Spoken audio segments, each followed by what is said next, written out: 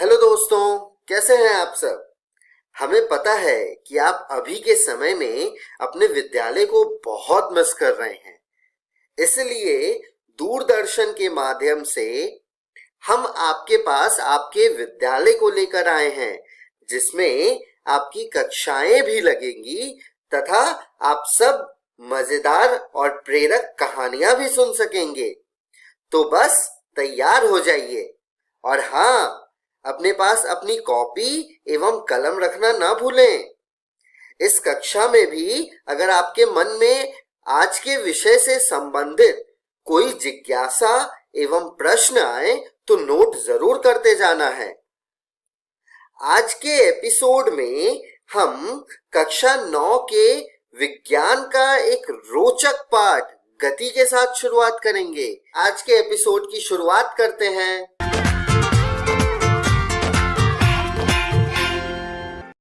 Hello friends, आज हम गति के बारे में पढ़ेंगे, जिसको हम मोशन भी कहते हैं। आप सभी गति के बारे में तो जानते ही होंगे। कहीं भी कोई काम हो रहा हो तो उसमें गति जरूर होती है। इसी चीज को हम विस्तार में जानेंगे और इस वीडियो में हम 3 चीजों की चर्चा करेंगे। तो आइए देखते हैं कि हम किन किन 3 चीजों पे चर्चा करने वाले हैं। सबसे पहले हम जानेंगे कि मोशन यानी कि गति होती क्या है। फिर हम जानेंगे मोशन इन स्ट्रेट लाइन यानी सीधी रेखा में गति। और अंत में हम डिस्टेंस एंड डिस्प्लेसमेंट यानी कि दूरी और विस्थापन के बारे में जानेंगे। तो चलिए शुरू करते हैं और जानते हैं गति के बारे में। अब ये मोशन क्या होता है, सीधे शब्दों में जाने तो अगर कोई ऑब्जेक्ट यानी कि कोई वस्तु मूव कर रहा है तो वो मोशन में है, और अगर वो एक जगह पर रुका हुआ है तो उसको हम कहेंगे कि वो रेस्ट पर है। अब आपके आसपास की वस्तुओं को देखिए और सोचिए कि वे रेस्ट में हैं या फिर मोशन में।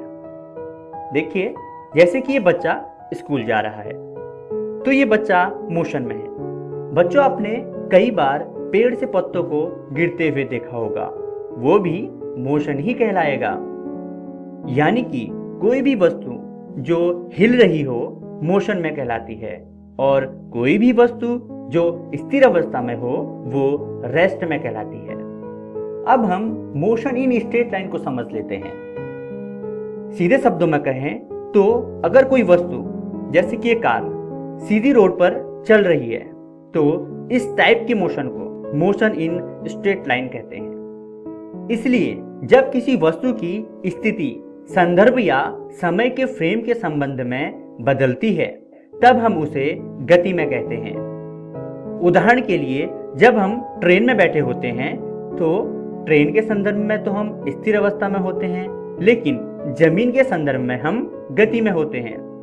यानी कि अगर हम चलते ट्रेन में ही हैं तो ट्रेन में बैठा आदमी हमें स्थिर दिखेगा, लेकिन अगर हम जमीन पर खड़े हैं तो चलते ट्रेन में बैठा आदमी हमें गति में दिखेगा। आइए अब हम बात कर लेते हैं कि दूरी और विस्थापन यानी कि डिस्टेंस और डिस्प्लेसमेंट क्या होता है। अब जरा यहां देखिए, ये बस एक जगह ए से चलकर अपनी दूसरी जगह बी पर जा रही है। अब ये अपने रास्ते में कई बार अपनी दिशा बदल रही है, तो जो लंबाई बस ने अपनी इस रास्ते में कवर की उसे हम डिस्टेंस यानी कि दूरी कहेंगे। अब मान लेते हैं कि ये बस एक दूसरे रोड से जा रही है जो कि डेस्टिनेशन ए से बी तक सबसे छोटी दूरी में पहुंचेगी। अब ये स्ट्रेट रोड ए और बी के बीच में, जिसमें कि एक दिशा में वस्तु मूव कर रहा हो और वो भी सबसे छोटी दूरी में, तो उसे हम डिस्प्लेसमेंट यानी कि विस्थापन कहेंगे। चलिए एक और उदाहरण देखते हैं। मान लीजिए कि आप अपने घर से सुबह चलते हैं अपने स्कूल के लिए, जो कि 4 किलोमीटर दूरी पर है, लेकिन स्कूल पहुंचने के लिए आपको काफी घूम के जाना पड़ता है और वो रास्ता 7 किलोमीटर का पड़ जाता है।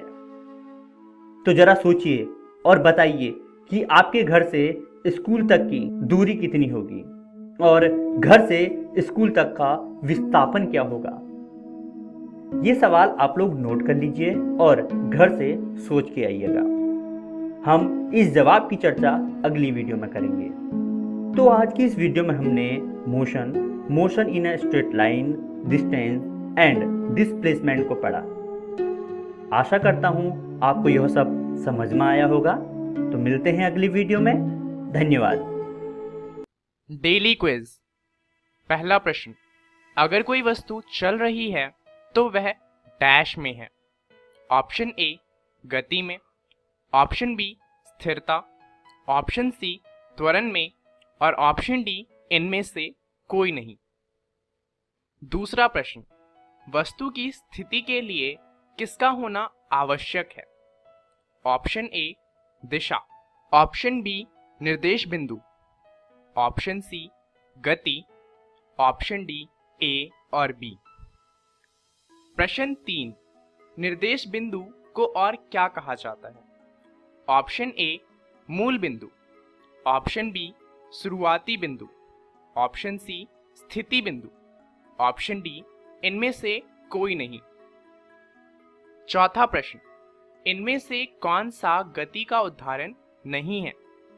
ऑप्शन ए चलती हुई कार, ऑप्शन बी पृथ्वी, ऑप्शन सी दीवार, ऑप्शन डी दीवार के कण।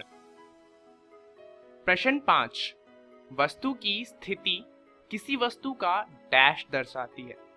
ऑप्शन ए दिशा, ऑप्शन बी निर्देश बिंदु, ऑप्शन सी स्थान, ऑप्शन डी इनमें से कोई नहीं। सही उत्तर क्वेश्चन 1 का ए, क्वेश्चन 2 का डी, क्वेश्चन 3 का ए, क्वेश्चन 4 सी, क्वेश्चन 5 सी।